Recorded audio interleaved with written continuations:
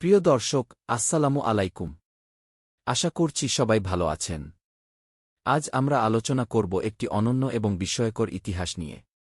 Saudi আরবের সবকিছু রাজপরিবারের নিয়ন্ত্রণে থাকলেও প্রায় ১৫০০ বছর ধরে পবিত্র কাবা শরীফের চাবির দায়িত্ব এক নির্দিষ্ট পরিবারের কাছে রয়েছে। আসুন আজ আমরা এই বিশেষ পরিবারের ইতিহাস ও কাবা শরীফের চাবির অসাধারণ দায়িত্বের কথা জানি।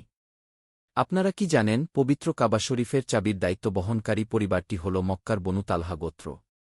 এই সম্মানিত গোত্রের প্রাচীন ও বয়স্ক সদস্যরাই চাবি রক্ষণাবেক্ষণ করেন, যা তারা উত্তরাধিকার সূত্রে পেয়ে আসছেন।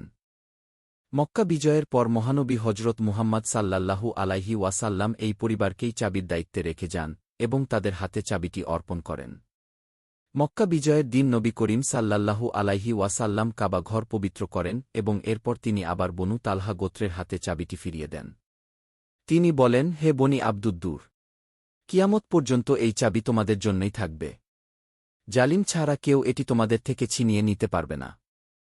পবিত্র কাবা শরীফের সেবা করা অত্যন্ত সোয়াবের কাজ এবং বিভিন্ন শাসকগণ এর সৌন্দর্য ও মর্যাদা রক্ষায় বিভিন্ন উন্নয়নমূলক কাজ করে গেছেন। বর্তমানে কাবা শরীফের দরজা স্বর্ণ দিয়ে তৈরি। তৎকালীন সৌদি বাদশাহ খালেদ ১৩৯৬ হিজরি সালে ২৮৬ কেজি স্বর্ণ দিয়ে বর্তমান দরজাটি তৈরি করেন। কাবা শরীফের চাবি রাখার জন্য বিশেষ বক্স বানানো হয়, যা কিশওয়ার কাপড় দ্বারা তৈরি এবং এই বক্সেই চাবিটি রাখা হয়। কাবা ঘরের তালা ও চাবির ইতিহাস নিয়ে বলতে গেলে এটি বিভিন্ন যুগে পরিবর্তিত হয়েছে।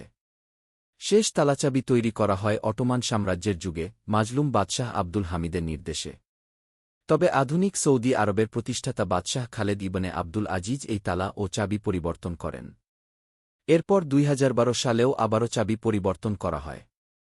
কাবা শরীফের ঐতিহাসিক তালাচাবি বিভিন্ন দেশের জাদুঘরে সংরক্ষিত রয়েছে।